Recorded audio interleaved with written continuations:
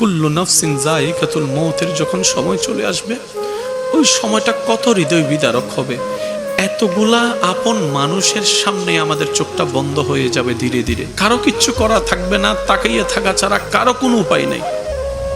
মৃত্যুর যন্ত্রণা যখন সামনে চলে আসবে না, হয়তো অনেকেই থাকবে সামনে, অনেকেই থাকবে, স্বামী থাকবে, স্ত্রী থাকবে, সন্তানরা থাকবে, মা বাবা থাকবে, অনেক পরিচিত মানুষরা থাকবে। এই এতগুলা মানুষের সামনেই আজরাইল কিন্তু আমাদের রুটা নিয়ে যাবে। সবাই তাকিয়ে থাকা ছাড়া আর কিছুই করতে পারবে না। আমাদের মন, আমাদের আত্মা, আমাদের হৃদয় চিৎকার দিয়ে বলবে, মা কিছু একটা করো না। ওমা আমি না তোমার কলিজার টুকরা, আমার নিঃশ্বাস নিতে কষ্ট হচ্ছে মা, আমার কেমন জানি দম বন্ধ হয়ে আসছে,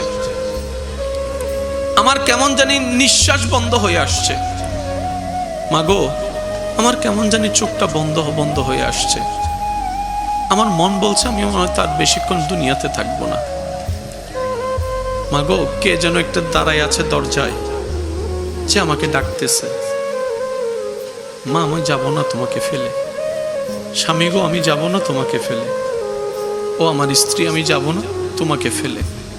ছোট্ট ছোট্ট বাচ্চাদের দিকে তাকায় হয়তো মন বলবে, বাবারে তোদেরকে ফেলে যাওয়ার ইচ্ছা আমার নাই। হয়তো চিৎকার করে করে তখন বারবার আল্লাহকে আমরা বলবো, আল্লাহ একটু বাঁচায় দাও, একটু রহম করো, একটু দয়া করো।